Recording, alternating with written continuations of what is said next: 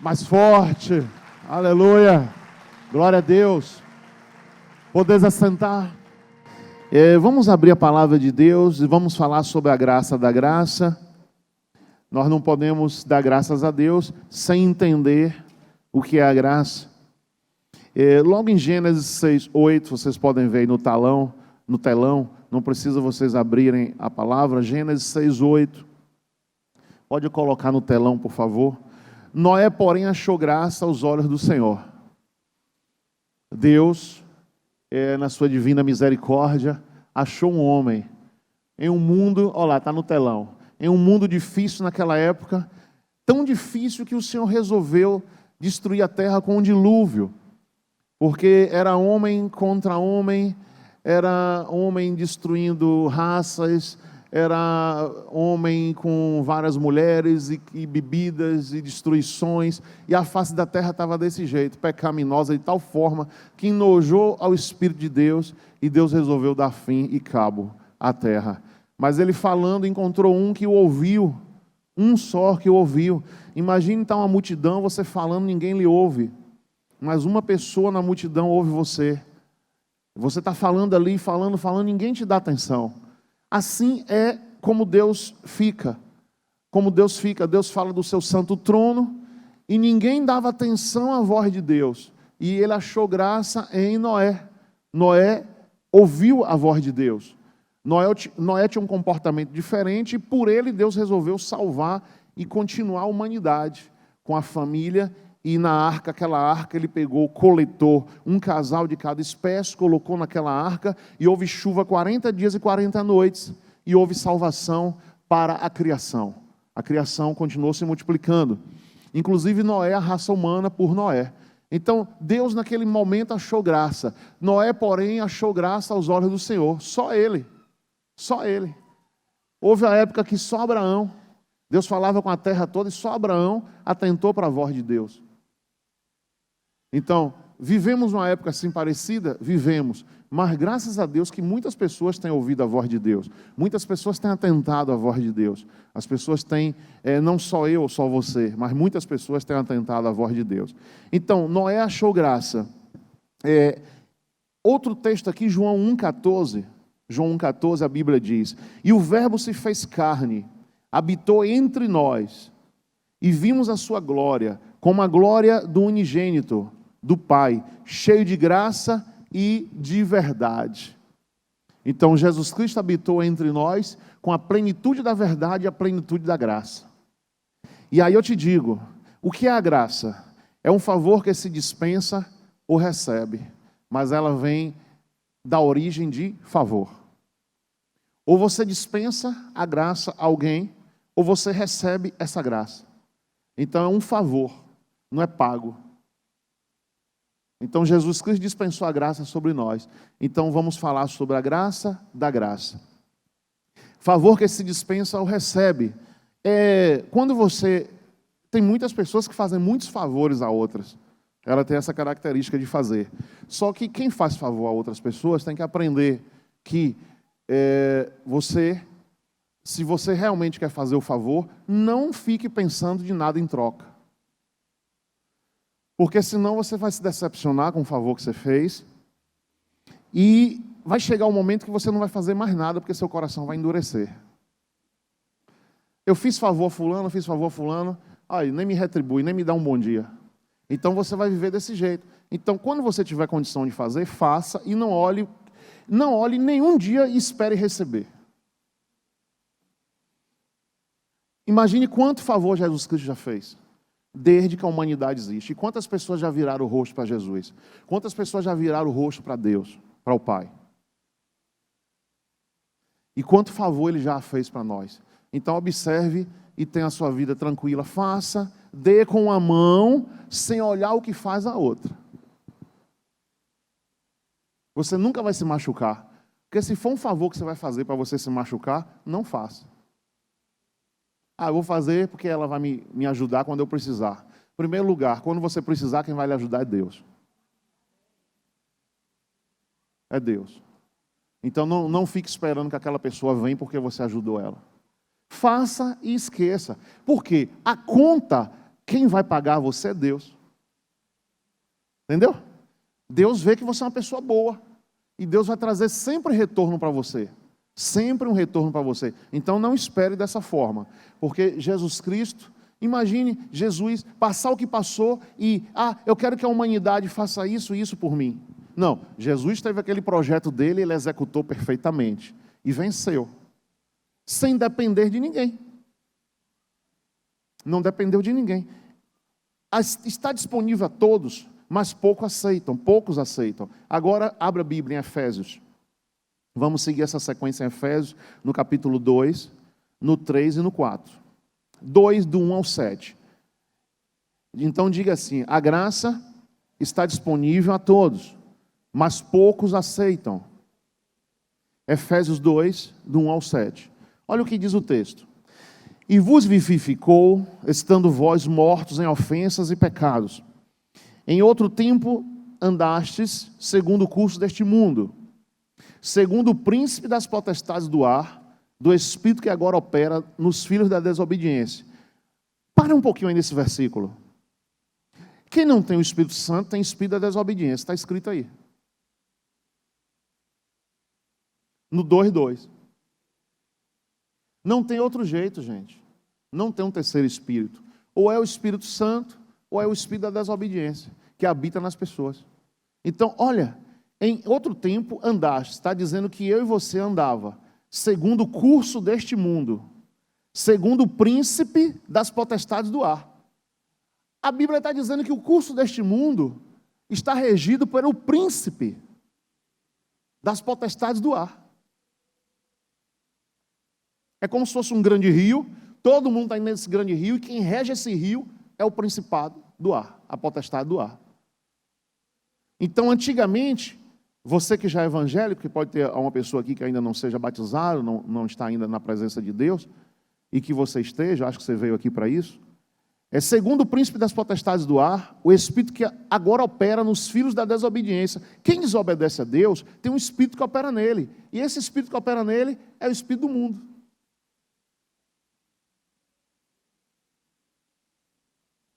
Não é o espírito disso, é o espírito da desobediência. Porque a pessoa tem um pai que não obedece o pai. Entendeu?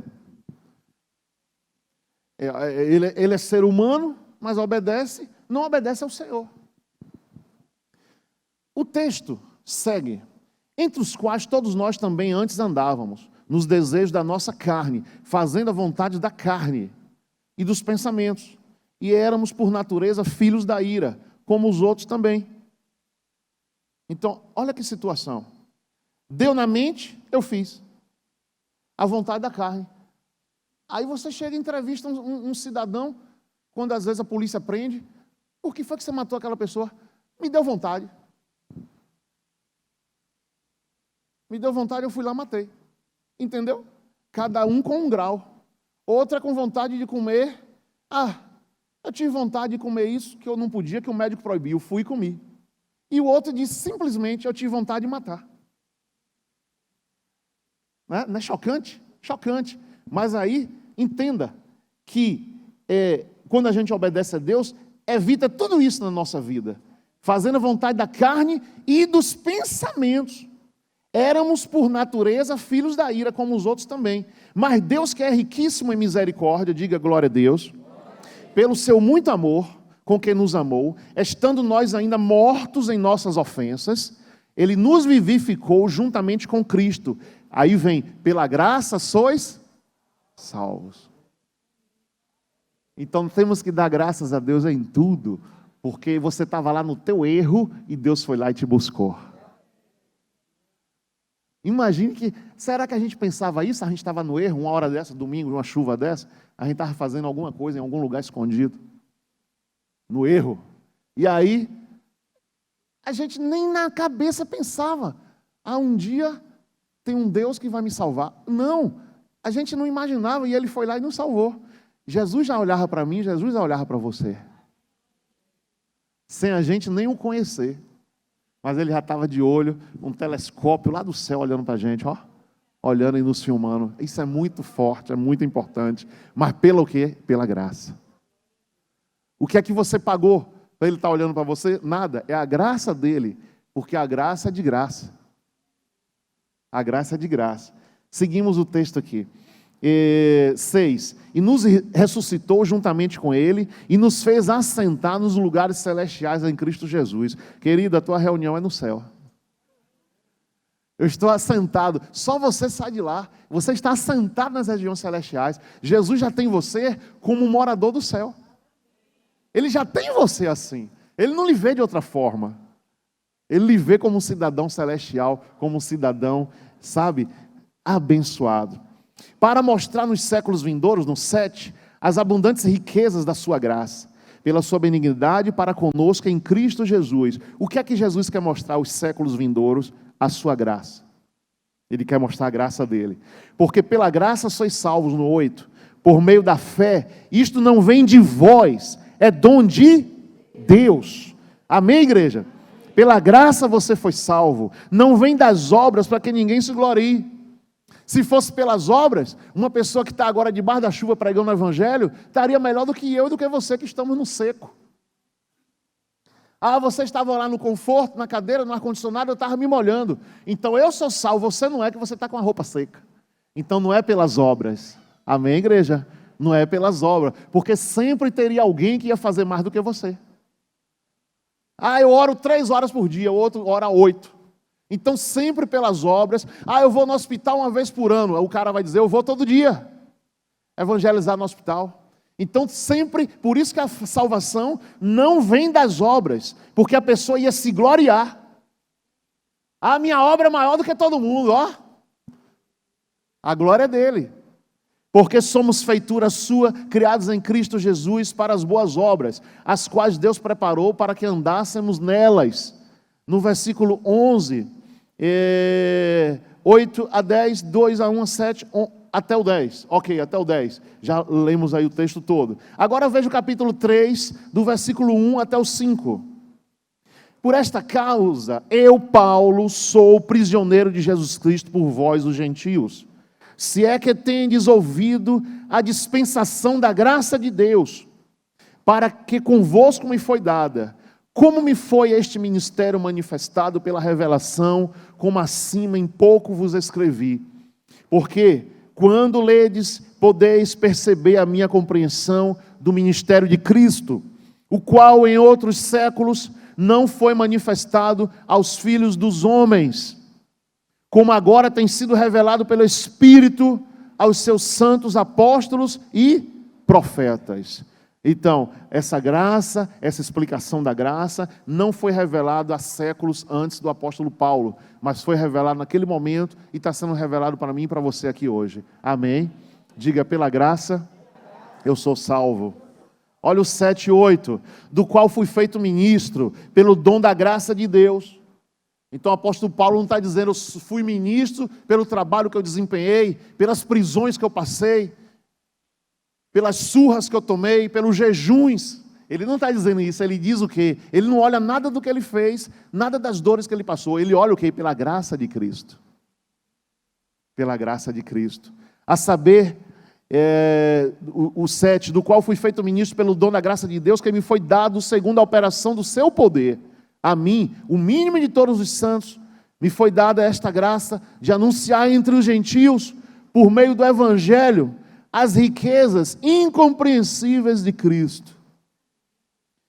Olha como ele fala, como o texto fala, incompreensíveis, mas pelo Espírito Santo você passa a compreender as riquezas de Deus na tua vida.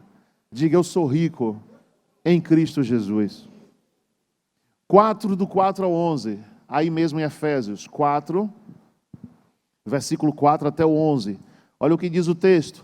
Há um só corpo, um só Espírito, como também fostes chamados em uma só esperança da vossa vocação. Um só Senhor, uma só fé, um só batismo. Aqui é bom a gente explicar um pouquinho, porque muitas pessoas dizem um só batismo. Pastor, eu me batizei com 12 anos, com 13, com 11, não sabia o que era o batismo, desviou da igreja há muito tempo, agora pastor, eu quero me batizar de novo. Um só batismo que está falando não é a quantidade, está falando da forma, um só batismo, que é a forma onde todo o seu corpo vai ser coberto pela água. Você vai ser imerso na água, em nome do Pai, em nome do Filho e do Espírito Santo, e em nome de Jesus. Vai levantar, você foi batizado nas águas. Um só batismo. Mas muitas pessoas acontece isso. Quantas pessoas eu já batizei pela segunda vez? Porque ela batizou criança, batizou com 18, batizou com 20, se afastou, pastor, não sabia o que era fé.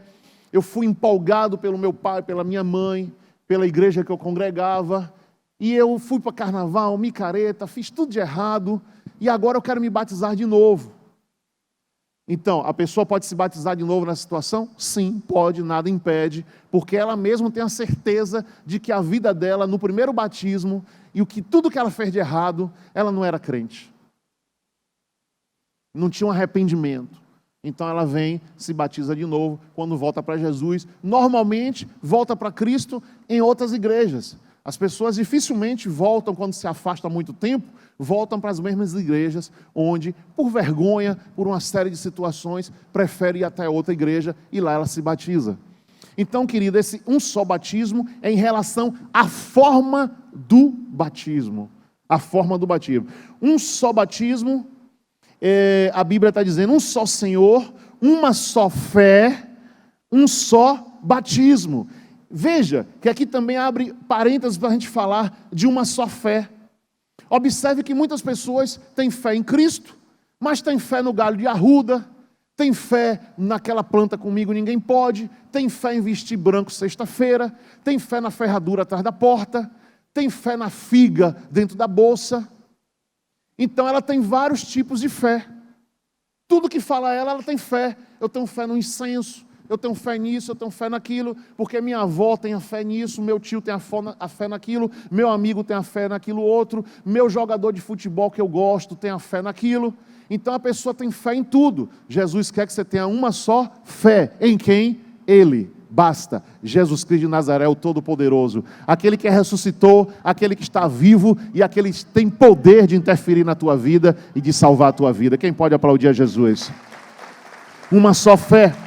O 6, um só Deus e Pai de todos, o qual é sobre todos e por todos em todos. Então a gente tem que encontrar autossuficiência em Deus, porque Ele é autossuficiente. Ah, não, eu não tenho autossuficiência em Deus, eu preciso de algo mais. Eu preciso de algo mais para alicerçar minha fé, para ser um homem de fé. Não, Jesus Cristo é exclusivo e a tua fé tem que ser exclusiva. Amém, querido? Não precisamos mais de nada. Aí o mundo, eu até fiz um vídeo ontem, acho que foi ontem, onde o mundo diz, quantas pessoas, né? Quantas pessoas? Na formatura que eu estava lá, eu fiz uma formatura de medicina sexta-feira, e aí sentei na mesa com um espírita, um padre e um pai de santo. Nunca mais eu fiquei perto de um pai de santo, porque quando eu me converti, eu fui a 5 pais de santo, que eram meus pais de santo, e evangelizei eles. Falei para todos eles que eles estavam no caminho errado, e que aqui você fez um trabalho para matar meu pai, eu lhe paguei para isso. Então, assim, olhando no olho do cara, o cara pegou o cachimbo, acendeu, me jurou, ninguém nunca botou o dedo na minha cara e falou isso, eu não estou botando o dedo na sua cara desrespeitando, eu estou botando o dedo na sua cara para falar a verdade. E eu vim aqui para te evangelizar, certo? E você busca Jesus Cristo para você não ir para as trevas. Pronto, aí fiz o que eu tinha que fazer, fui eu e mais um cara. Da minha igreja eu não achei ninguém na época. Chamei uns 20, ninguém foi. Ó, eu vou em 5 pais de santo. Não, pastor, não, tá? Eu não posso. Que dia é sábado? Não posso. Só não e não. Aí peguei um outro cara de uma outra igreja e fui com aquele cara lá no negócio lá. Só que, aí você chega assim, né? O cara sentou do meu lado e 2 horas, ele assim agarradinho comigo. E ali eu digo, interessante que, aí ele me abraçou, né? Você na frente de mil e tantas pessoas tinha na igreja, nessa igreja, a formatura de medicina. Eu não podia. Imagine se ele vai fazer assim e eu faço assim. O que aquela multidão ia pensar de mim? Ah, esse pastor é metido, esse pastor discrimina o cara. Não, Dei um abraço nele, ele me deu um abraço, dei um abraço no espírita, dei um abraço no padre, dei um abraço em todo mundo e pronto, né? Agora, na hora de seguir, siga seu caminho sozinho, porque a salvação é individual, aí eu não vou com você. Mas lá mesmo eu ouvi uma das preleções deles dizendo assim: todos os caminhos levam a Deus.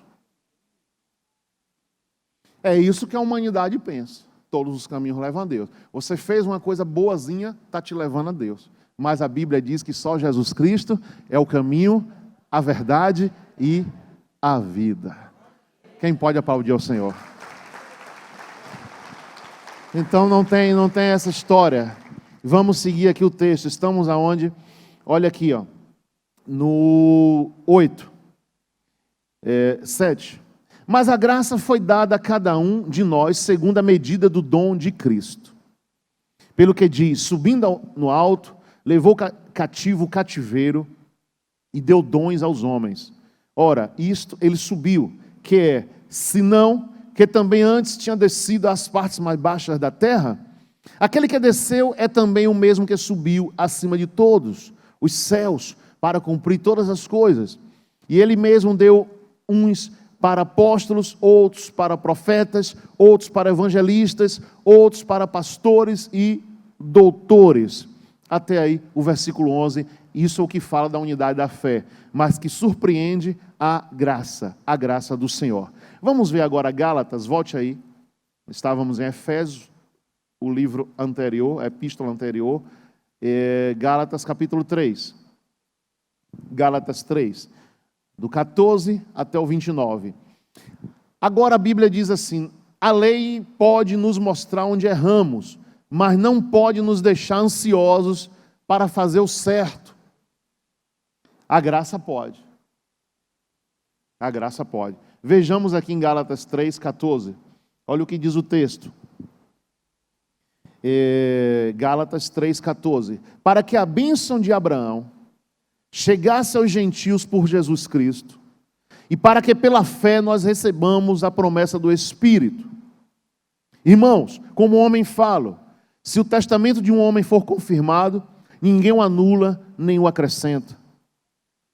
Ora, as promessas foram feitas a Abraão, à sua posteridade, não diz e às posteridades como falando de muitas, mas como se vê de uma só, e à tua posteridade, que é Cristo. Mas digo isto, que tendo sido o testamento anteriormente confirmado por Deus, a lei que veio 430 anos depois não invalida de forma a abolir a promessa. Porém, se a herança, da lei já não provém da promessa, mas Deus pela promessa deu gratuitamente a Abraão. Logo, para que é a lei? Foi ordenada por causa das transgressões, até que viesse a posteridade a quem a promessa tinha sido feita, e foi posta pelos anjos na mão de um medianeiro. Ora, o medianeiro não o é de um só, mas Deus é um. Logo, a lei é contra as promessas de Deus? De nenhuma sorte, porque se dada fosse uma lei que pudesse vivificar, a justiça, na verdade, teria sido pela lei. Mas a Escritura encerrou tudo debaixo do pecado, para que a promessa pela fé em Jesus Cristo fosse dada aos crentes. Mas, antes que a fé viesse, estávamos guardados debaixo da lei, e encerrados para aquela fé que se havia de se manifestar. De maneira que a lei nos serviu de aio, para nos conduzir a Cristo, para que pela fé fôssemos justificados. O que significa aio? Instrutores. Instrutores no grego. No grego. O Novo Testamento foi escrito no grego. Ela nos serviu de aio, nos serviu de instrutores, para nos conduzir a Cristo, para que pela fé fôssemos justificados. Mas, depois que a fé veio, já não estamos debaixo de aio, debaixo de instrução, porque todos sois filhos de Deus pela fé em Cristo Jesus. Porque todos quantos fostes batizados em Cristo, já nos revestistes de Cristo. Nisto não há judeu nem grego, não há servo nem livre, não há macho nem fêmea, porque todos vós sois um em Cristo Jesus. 29. E, se sois de Cristo, então sois descendência de Abraão e herdeiros conforme a promessa. Então, queridos, a lei não pode nos mostrar onde erramos, mas não pode nos deixar ansiosos para fazer o certo. A graça pode. A graça será a vontade de Deus em mim, será a vontade de Deus em você, de fazer o certo. O desejo de fazer o certo. O desejo, erramos sim, mas a graça vai nos conduzir a fazer o certo. Dia e noite, ela vai nos alertar. A lei, o ser humano tem desejo de transgredir, porque o pecado sempre levou o ser humano a achar, tipo assim, em pecado é mais gostoso, em pecado é melhor, na desobediência é melhor, é mais emocionante. O ser humano tem essa tendência, a carne tem essa tendência. Então, o homem normalmente transgride a lei. O pai e a mãe dizem, não pega esse doce, a criança vai e pega. Fulano não passa o sinal, vou passar o sinal a 150 por hora, na emoção. A velocidade é 80, vou botar 180. Então isso gera adrenalina, gera emoção. A graça não. A graça vai gerar pés no chão, na sua vida, na minha vida. E você, pela graça de Deus, vai procurar se aperfeiçoar dia e noite. Eu serei um cidadão melhor amanhã do que hoje. A graça vai te levar a isso. A graça é um incômodo de Cristo em você. Jesus vai incomodar você, mas Jesus incomoda de graça. Ele incomoda de graça, ele vai incomodando, ele vai tocando, ele vai tocando, ele vai tocando, ele vai tocando. E você vai, deixando coisas de lado e fazendo o certo, sendo certo. O certo é certo e eu quero o certo. Eu gosto do certo, eu vou viver o certo. A graça vai te levar a isso. E que Jesus tenha essa paciência comigo, com você, para nos levar a essa graça, para essa graça crescer em nossas vidas. E você crescer com Cristo cada dia mais. Então a graça pode, a lei não. A lei, quanto mais se proíbe, mais a pessoa quer transgredir. A graça veio antes de precisarmos, porque um dia precisaríamos. Aqui é muito interessante para fechar sua inteligência e fechar seu pensamento. Abre Marcos 16:16. Marcos 16:16. Você vai entender aqui com um exemplo que eu vou te dar. Marcos, o Evangelho de Marcos 16:16.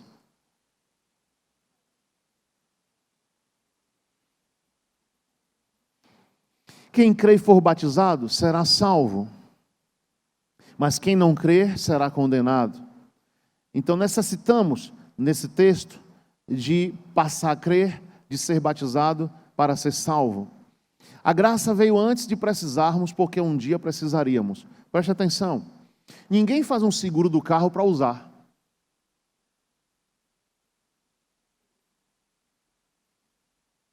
Mas se precisar, vai usar. Então um pai e um filho. O pai pega um cartão de crédito pré-pago e dá para o filho. Filho, se você precisar, o filho está fazendo noitadas, está saindo, o pai com receio dele necessitar e está sem dinheiro, e pelo cartão de crédito o pai vai verificar as contas onde ele gastou, vai ser uma segurança maior do que dar dinheiro em espécie. Então o pai toma o cartão e dá para o filho. O filho chega na madrugada, bate o carro. Precisa do cartão para o guincho, não quer chamar o pai, não quer acordar o pai, precisa de várias situações de usar aquele cartão. Então, o que é que o pai vai falar para o filho? O filho bate o carro, liga para o pai diz, filho, aprendeu a lição? Foi por isso que eu lhe dei o cartão.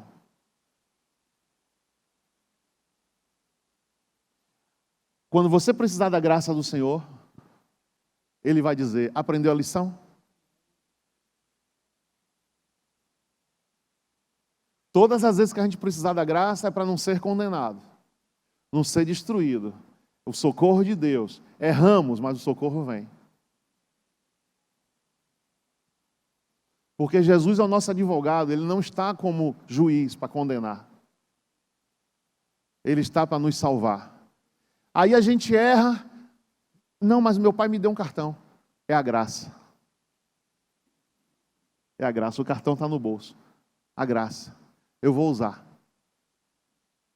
Mas o pai não deu para o filho bater o carro. Jesus não morreu na cruz, não dispensou a graça sobre nós para você ficar a vida inteira errando. Para você errar hoje, errar amanhã, errar todos os dias, entrar 2020, 2021, continuar errando. Não. Vamos deixar essa franquia do seguro sem pagar. Porque quando precisar, tem que pagar a franquia. A taxa é alta. Mas eu já paguei o seguro, vou pagar a franquia? Sim. Carro de terceiros é um valor, outra situação, outros valores, e aí vai. Mas o pai depois, no outro dia, filho, você usou o cartão? Usei. O que foi? Eu atravessei o sinal, no meio da madrugada, estava com uma menina nova, me incentivei, queria mostrar a menina o motor do carro, e corri muito, bati o carro. Mas você aprendeu a lição, meu filho? Você usou o cartão, mas você aprendeu a lição? Então, todas as vezes que a gente erra, nós vamos usar a graça de Cristo. Mas Cristo vai virar para a gente e perguntar, você aprendeu a lição? Aprender a lição é não fazer de novo. Aí já entra outra situação. Lembra aquilo que eu falo dos animais direto? Se eu pudesse, eu falava toda a pregação. O animal, ele toca num capim que faz mal a ele, o cachorro come a comida que fez mal a ele, ele vai morrer de fome, se ele estiver preso naquele ambiente, ele não vai comer aquela comida de novo. Porque ele diz, eu vou esperar aqui para ver se alguém vai me salvar, mas essa comida, ela mata, eu não vou tocar mais. O homem não, ele aprende a fumar, ele aprende a usar droga, ele aprende a beber, ele aprende a fazer o mal e repete até morrer. Essa bebida está acabando com o meu fígado, mas ele toma de novo, toma de novo, toma de novo, toma de novo. Essa droga está matando o meu corpo, mas ele usa, e toca nela. O animal, nenhum animal toca naquela refeição que fez uma dor de barriga nele de novo. Se você quiser fazer essa experiência, faça na sua casa. Se você tem um animalzinho, coloca uma comida estragada e veja. Coitado do bichinho, né? Que experiência o pastor está mandando fazer? Mas é verdade. O animal não come, ele fica, ó. Ele espera outra comida, mas não toca naquela. Então, é isso que Jesus quer com a graça dele. Que você aprenda, saiba que isso faz mal e você não toque de novo. Mas a graça dele está dispensada para você. Se você precisar, saca. Jesus negociou, pagou as nossas dívidas com o sangue dele, e o crédito é grande. Precisou, pode sacar. Tem um cheque lá enorme de graça para a gente receber. Amém? É a misericórdia do Senhor, é a graça do Senhor. Mas assim, temos que ser prudentes. Porque Jesus perdoa, eu vou ficar planejando um pecado? Não. Existe aquele pecado que você cai assim, sabe? Você não planejou, aconteceu. Mas aquele premeditado, eu tenho certeza que o julgamento do Senhor é maior. Davi teve um pecado desse. Davi planejou ficar com aquela mulher que ele desejou. Ele chamou o ministro de guerra e disse, coloca o marido de fulana na frente da guerra. Eu quero a mulher dele. Ele planejou. E o marido da mulher morreu. E ele não foi para a guerra, ele estava no palácio de férias. Na época de ir para a guerra. Diga assim, guerra é guerra. Se eu tenho que orar e jejuar, eu não posso tirar férias. A hora da guerra é guerra. A guerra era desfeita na primavera e no verão. No inverno ninguém ia para a guerra. No inverno, na Europa e na parte da Ásia, eles preparavam armas, estocavam armas. Quando era no verão, primavera, nós vamos ganhar terras, continentes. Saiam para a guerra. Davi não foi para a guerra. Mandou exército. O rei tinha aqui na frente. Mandou exército. E ficou de férias no palácio dele. E quando o homem está de férias, ele tirou férias de Deus. A graça é como se fosse uma neblina, aquela neblina de manhã, que você olhou na janela, vou botar um casaco porque está frio. Quando você toma o banho que volta, o céu está azul, a neblina sumiu.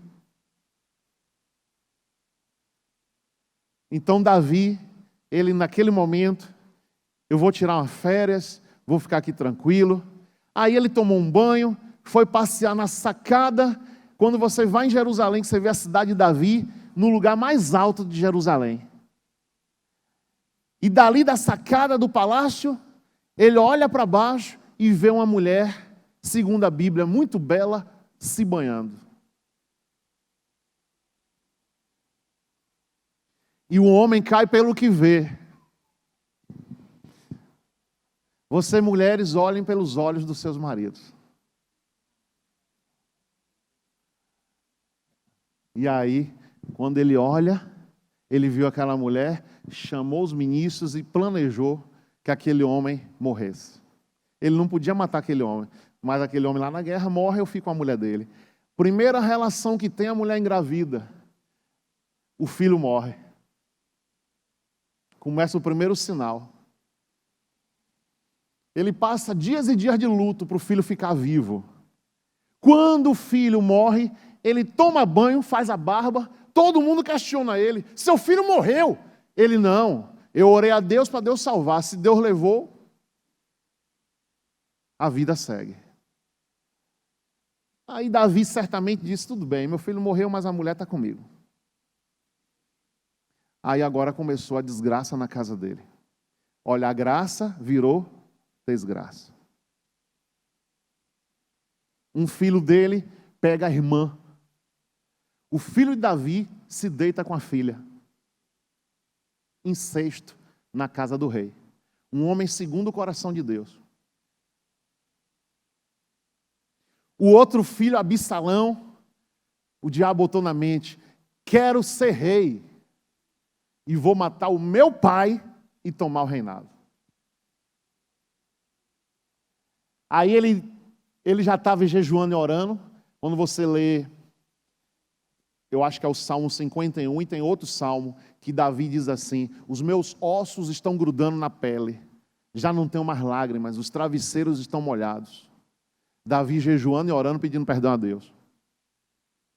Quando ele está desse jeito, ele foge. Ele brigava, não perdia briga para ninguém. O homem era destro na espada, conquistou terras. Absalão vinha, ele ia matar Absalão. O que foi que ele fez? Tirou os sapatos dos pés e subiu o monte descalço, correndo o filho. E o filho vinha, a gente visitou lá em Israel esse lugar. É no norte de Israel. O filho ficava na porta do palácio, dizendo, cadê meu pai que não atende vocês? Eu atendo. Absalão. Não precisa vocês irem para Jerusalém, o nosso reinado é aqui. Aí ele resolve subir contra Jerusalém para tomar tudo do pai, tomar Israel. Quando ele chega no meio do caminho, ele quebra o pescoço numa árvore.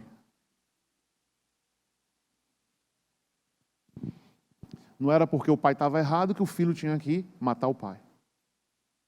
Honra teu pai e tua mãe, para seus dias se prolongarem na terra. Eu sei que toda essa história foi terrível na vida de Davi, e Davi aprendeu. Porque a graça, a neblina apareceu de novo. A graça veio de novo. A graça sumiu, ela veio de novo. Então, queridos, querida, guarda os mandamentos do Senhor, para que a graça não desapareça da tua vida. E hoje é um dia de ações de graça, onde nós vamos glorificar o nosso Deus agora. Confie que o teu Deus é rico. Tu precisa de ouro, Deus é rico. Não vai precisar você tomar nada de ninguém. Confie que Jesus é misericordioso. Confie que Jesus perdoa. Confie que Ele cura a ferida. Confie que Ele cura os traumas. Confie que Ele faz tudo. Confie, é fé. Meu Deus vai executar o projeto. Não precisa fazer o meu projeto, porque o meu projeto é distorcido. Mas o projeto do Pai não é distorcido, é certo, é correto. Aí você confia que Ele vai. Não, Deus está demorando, eu vou fazer do meu jeito. Vamos ficar de pé e vamos orar. Não faça do seu jeito. Confie que Deus vai executar o projeto dele. Amém? Esse é o nosso Deus, essa é a graça do Senhor. Vamos confiar nele. Porque muitas vezes você vai correr e não vai dar certo. Você vai voar e não vai dar certo. Deixa Deus fazer por você. Você é um guerreiro, um vitorioso. Até para vir de carro nessa chuva estava complicado, mas você veio. Que Deus te abençoe grandemente. Vamos agradecer a Deus aqui diante do altar. Sai do seu lugar, venha para aqui. Quando a igreja está muito lotada, domingo não dá para a gente fazer isso. Mas hoje dá. Vem aqui à frente e vamos clamar ao nosso Senhor e glorificar Ele. Porque a graça de Deus está sobre nós. Vamos ver agora, diga assim, a atmosfera de fé. E em Mateus 8. Abra a palavra em Mateus 8. E diga assim, eu quero ter e viver numa atmosfera de fé. Amém? E você sabe quando você está numa atmosfera de fé, você está numa situação de fé, e aí vem alguma coisa que te abate. Você já deve ter percebido isso, não é possível, né? Que você não perceba isso. Tem gente que percebe quando o cabelo está despenteado, se tiver uma espinhazinha no rosto, mas tem gente que não percebe nada, infelizmente. Mas Deus leva a gente a perceber tudo, até a percepção de tudo. Então, quando você tiver essa percepção espiritual, você vai ver, eu estava bem agora, recebi essa notícia, não fiquei bem.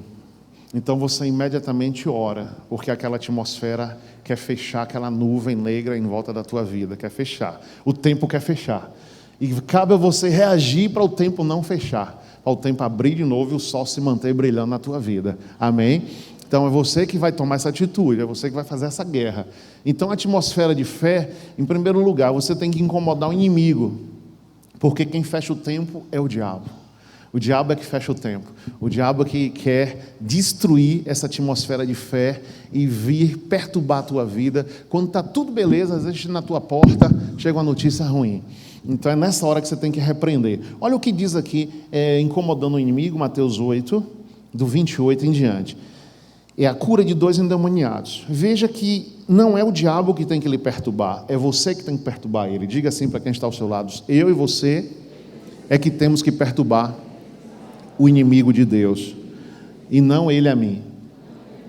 Olha aqui, tendo eles chegado ao outro lado, à terra dos Gadarenos, versículo 28, Mateus 8, 28, saíram-lhe ao encontro 2 endemoniados, vindos dos sepulcros, eram tão violentos, que ninguém podia passar por aquele caminho. De repente gritaram, que temos nós contigo, Jesus, Filho de Deus? Vieste aqui atormentar-nos antes do tempo? Então os demônios que falaram pela boca daqueles 2, eles eram tão violentos como animais ferozes. Ninguém podia passar ali naquele caminho, que eles rasgavam a roupa, batiam, tentavam matar e até matavam. Aqueles loucos mesmo. E quando Jesus chega e passa, eles dizem isso, a reação é essa. Porque veio nos atormentar antes do tempo. Passa aqui e nos atormenta. Então, a tua presença, a presença de um homem de Deus, a presença de uma mulher de Deus, a presença daquilo que está em você, é que vai atormentar o diabo e ele vai ter que fugir, sair e reclamar. É reclamar. Então não é você que vai ceder.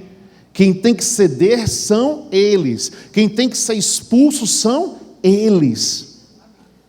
Eles é que tem que sair. Eles é que não foram convidados, não foram chamados. E tem que sair do ambiente, tem que sair da tua vida, tem que sair da tua casa, tem que sair do teu filho, tem que sair do teu esposo, tem que sair das tuas finanças. Eles é que tem que ir embora. Jesus nos deu autoridade para isso. Jesus nos deu autoridade para essa vitória. Não foi para a gente simplesmente ficar ali, esse cara aqui eu não vou mexer com ele, porque ele é violento, ele vai fazer alguma coisa contra mim. Não! Você tem que ter essa atitude, essa fé, essa coragem de dizer, olha, eu cheguei para te atormentar e você vai sair daqui acorrentado, amarrado. Você vai descer o abismo, você vai fugir da minha presença e da presença do Deus que está comigo, que é o Deus de Davi, que venceu quem? Golias. Então é esse Deus que vai dar a vitória a você, e o mal vai ter que sair da tua vida. Então veja aqui, ó, os demônios lhe rogaram, olha, o 31, os demônios lhe rogaram dizendo: se nos expulsas, permite-nos que entremos naquela manada de porcos. Ele lhes disse: ide. Saindo eles, se introduziram na manada de porcos, e toda aquela manada de porcos se precipitou ao mar, por um despenhadeiro, e morreram nas águas.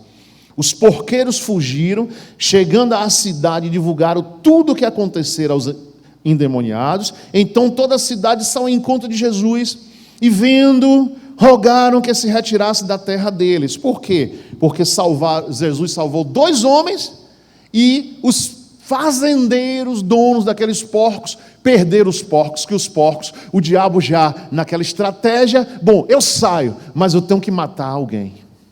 Eu saio deles 2. Agora veja que troca. Saiu de 2 pessoas e entrou numa manada de porcos, cerca de 2.000 porcos, e precipitaram os 2.000 porcos nas águas. Os porcos morreram. Porque o demônio não quer ficar em corpo de animal. O demônio não quer ficar nesse copo. O demônio não quer ficar no microfone. O demônio, ele quer ficar em um corpo humano. Para quê? Aí Jesus diz: o diabo veio matar, roubar e destruir. Então o diabo quer ficar no corpo de uma pessoa, para por aquela pessoa destruir a sociedade, destruir várias pessoas, destruir várias situações.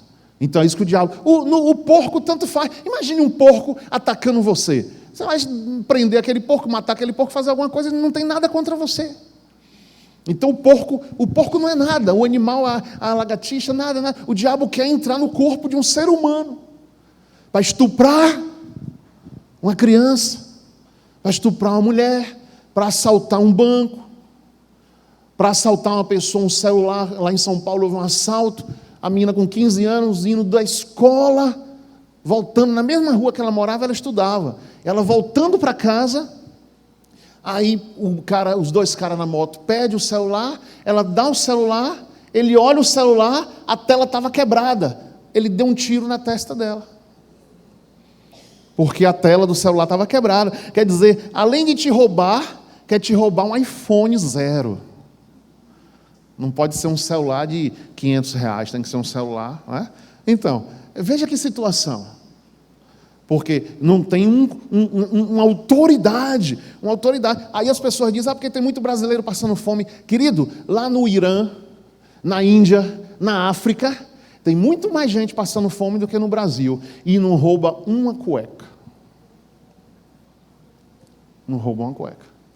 Onde tem lei, né? Que quem tem fome vai fazer as coisas de outra maneira. Mas isso é uma outra história, nós não vamos entrar nisso. Eu quero manter a atmosfera de fé na tua vida. Então, incomodando o inimigo, andando ansioso, não andando ansioso, não ande ansioso, porque a ansiedade, diga assim, a ansiedade e o medo é contra a fé.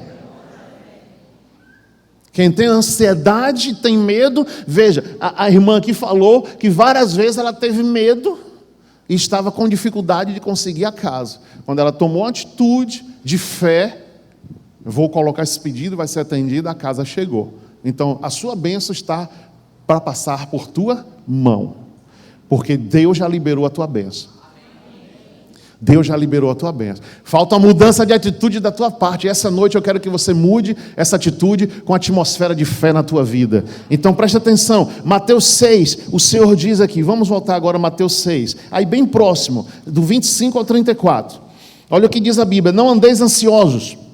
Por isso vos digo, não andeis ansiosos pela vossa vida, quanto ao que haver de comer ou beber, nem pelo vosso corpo, quanto ao que haver de vestir. Não é a vida mais do que o alimento e o corpo mais do que o vestuário? Olhai para as aves do céu, não semeiam, não colhem, nem ajuntam em celeiros, e contudo vosso Pai Celestial as alimenta. Não tendes vós muito mais valor do que elas? Qual de vós poderá, com as suas preocupações, acrescentar uma única hora ao curso da sua vida?